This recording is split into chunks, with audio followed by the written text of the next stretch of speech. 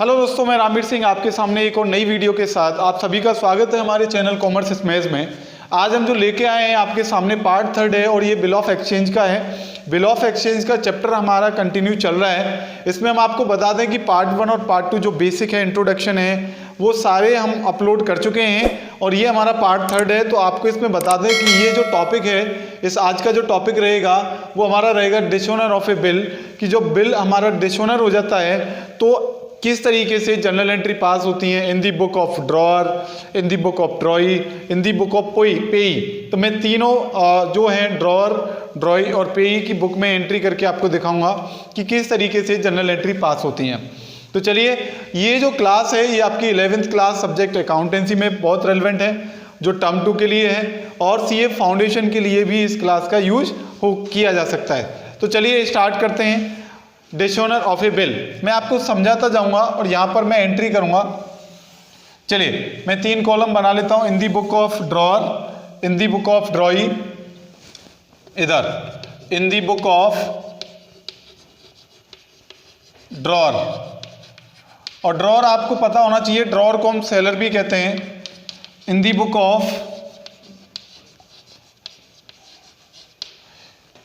ड्रॉई, ड्रॉई को हम परचेजर भी कहते हैं। तो इसी के पहले मैं ये दोनों बुकों में कि इन दोनों की बुक में किस तरीके की जर्नल एंट्री पास होंगी in case of dishonour of a bill, तो हम आपको ये 1 बाय 1 कराने जा रहे हैं। चलिए, तो पहला केस क्या था आपको मैं बता दूं। फर्स्ट केस था if bill is written with the drawer till the date of maturity, till the date of maturity। अगर मैच्योरिटी की डेट तक बिल किसके पास था? ड्रॉअर के पास था और बिल क्या हो चुका है? डिसऑनर हो चुका है। तो आप बताइए क्या जर्नल एंट्री पास करेगा? ये जो ड्रॉअर है क्या जर्नल एंट्री पास करेगा? देखिए, हमेशा याद रखिए, आपको मालूम होना चाहिए कि जब बिल ड्रॉ किया जाता है, ड्रॉ कौन करता है? ड्रॉअर।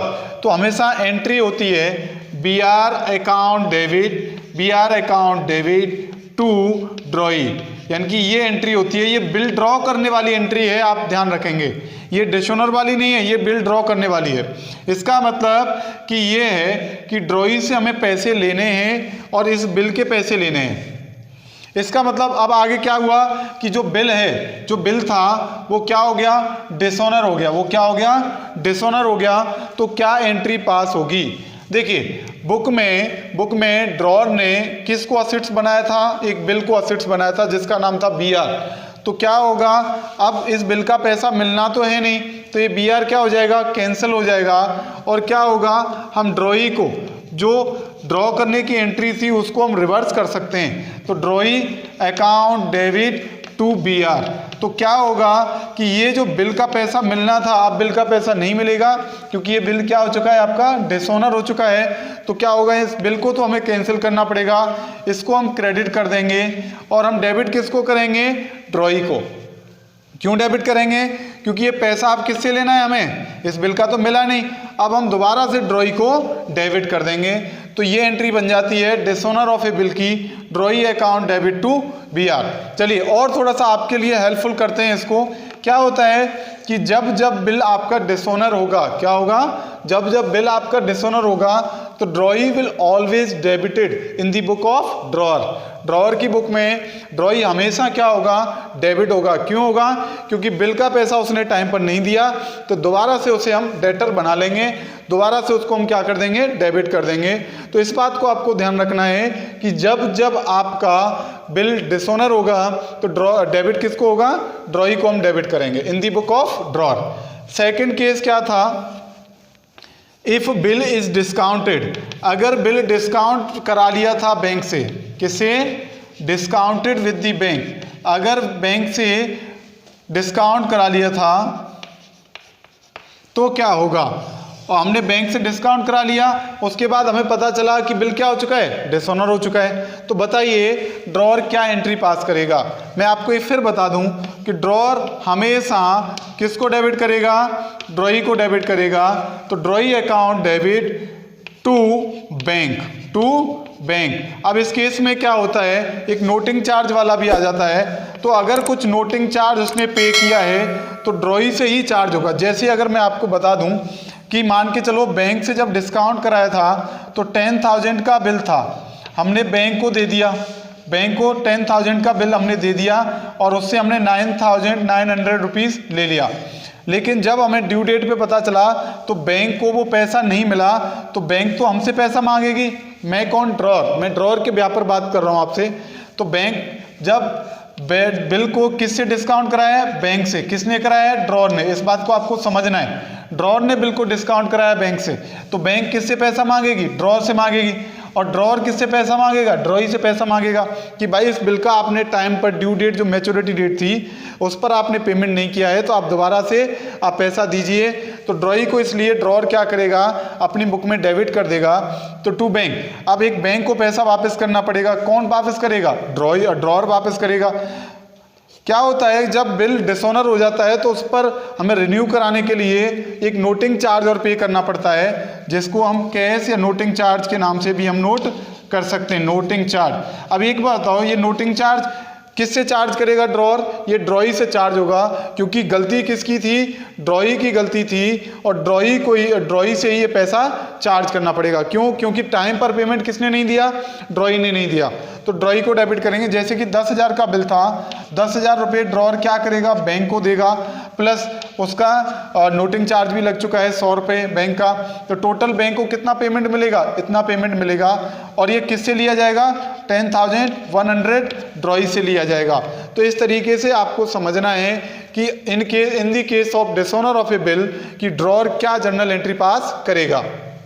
मैंने आपको कल बताए थे 4 केसेस हो सकते हैं, तो चारों केसेस में किस किस तरीके से डिसऑनर की एंट्री पास होगी ये आपको समझ में आना चाहिए।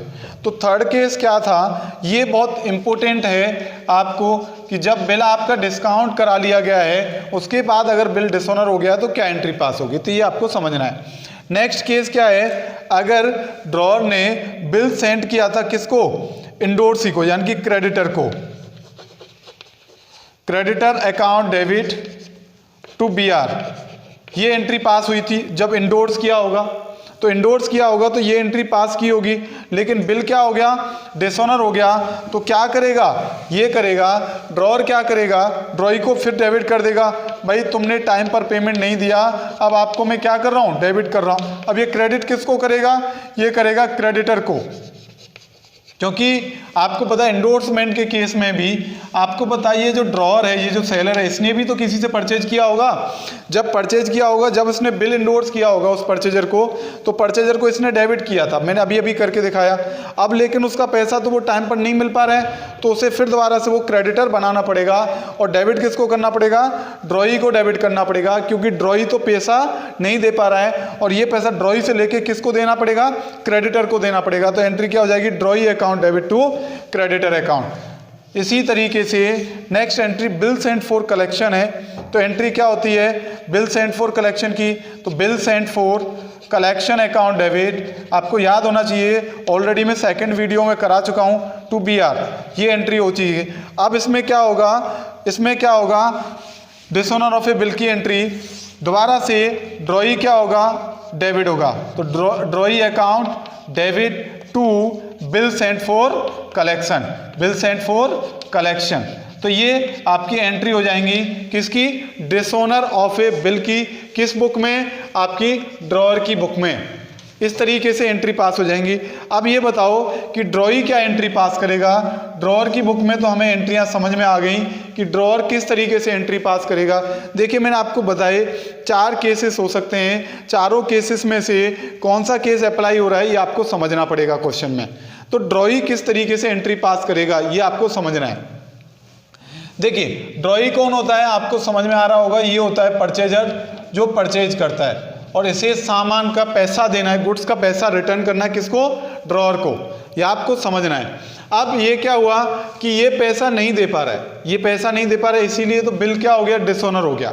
तो ये क्या कहेगा, भाई मैं पैसा नहीं दे सकता, मेरे पास अभी पैसा नहीं है, हो सकता है मैं बाद में दूंगा, उसे तो हम बाद में देखेंगे, लेकिन डिसऑनर की ये क्या एंट्री पास करेगा, ये हमेशा जो BP था इसने क्या एंट्री पास की थी? एक्सेप्टेंस की। एक्सेप्टेंस की आपको मालूम होना चाहिए, इसने एंट्री पास की थी drawer account debit to BP. इसने एक्सेप्टेंस की एंट्री ये पास की थी कि इसने एक बिल को लायबिलिटी के तौर पर लिखा था कि इसका बिल का मुझे पेमेंट करना है, और किसको करना है? ड्रॉअर को करना है। तो अब इसका क्या होगा, जब डिसऑनर हो जाएगा तो ये बिल का पैसा तो नहीं दे पा रहा है, तो बिल का तो पैसा लायबिलिटी को ख़त्म करना पड़ेगा, और ये पैसा देगा किसको? ये देगा किसको? आपका ड्रॉअर को।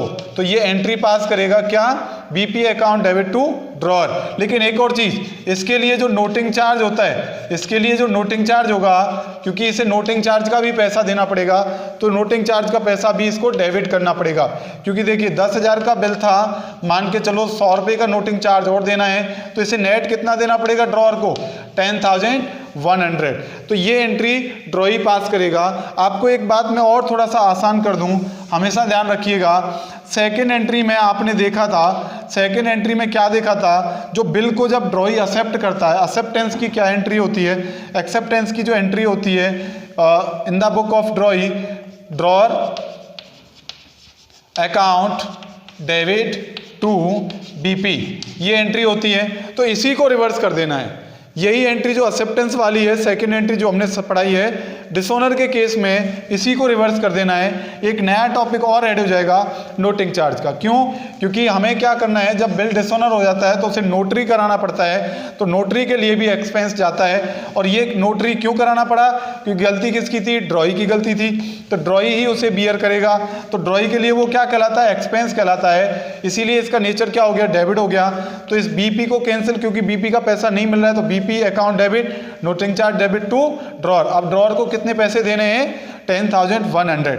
तो मैं आपको और आसान हो चुका है कि डिसऑनर के केस में ड्रॉई क्या एंट्री पास करेगा? BP debit, noting charge debit to drawer account. तो ये इस बात का आपको हमेशा याद रखना है। क्या सर आप बताइए कि जैसे जैसे केसेस हैं, क्या इसकी एंट्री भी चेंज होंगी ड्रॉई की? मैंने कहा बिल्कुल नहीं होंगी, क्योंकि आपको मालूम होगा कि जैसे जैसे केसेस थे, बिल को देखो, आपको पता है बिल किसके पास आ जाता था? ड्रॉअर के पास बिल आता था। ड्रॉअर के पास कई सारे ऑप्शन होते थे, ऑप्शन में ड्रॉअर ही एंट्री पास करेगा, इसको कोई लेना देना नहीं था। ड्रॉई अपनी बुक में कोई भी एंट्री पास नहीं करता था। ड्रॉई तो सिर्फ ये एंट्री पास करेगा जब बिल क्या हो जाएगा? डिसऑनर हो जाएगा, बस दैट्स इट। अगर बात आती है renew of a bill, renew मतलब एक और नया बिल लिख दो, रिन्यू ऑफ ए बिल, नया टॉपिक आ जाता है रिन्यू ऑफ ए बिल। तो आपको समझना है, वो हम नेक्स्ट वीडियो में आपको समझा देंगे रिन्यू ऑफ ए बिल, कि रिन्यू ऑफ ए बिल की क्या एंट्री होंगी। अभी सिर्फ हमें सिर्फ डिसऑनर की बात करनी है इस टॉपिक, इस वीडियो में, और डिसऑनर से रिलेटेड ही सारा टॉपिक है। अब हम क्या करेंगे, हमारी वो लास्ट वीडियो होगी, उसमें हम बेसिक टर्म्स आपको समझा देंगे पूरे बिल ऑफ एक्सचेंज के, और plus renew of a bill. तो इस 4 वीडियोज़ में, 4 वीडियोज़ में ये पूरा चैप्टर आपका कंप्लीट हो जाएगा। तो इसी के साथ इसमें कुछ बचेगा नहीं। अब सीए फाउंडेशन में एक टॉपिक आ जाता है एकोमोडेशन ऑफ ए बिल, तो वो आपको अलग से करा दिया जाएगा, वो सीए फाउंडेशन के लिए। 11th क्लास के लिए सिर्फ इतना ही है। 11th क्लास के लिए एक वीडियो और आएगा रिन्यूअल ऑफ ए बिल, तो उसमें क्या होगा, फिर आपके क्या हम लेके आएंगे, क्वेश्चंस लेके आएंगे, क्वेश्चंस भी कुछ लेके आएंगे 1-2 वीडियो में। तो इसलिए आपको प्रैक्टिस करनी है, और ये डिसऑनर ऑफ ए बिल का टॉपिक आपको अच्छे से पढ़ लेना है। तो दोस्तों, अगर ये वीडियो पसंद आया हो तो लाइक करें, सब्सक्राइब करें और बेल आइकन को दबाएं। Thank you.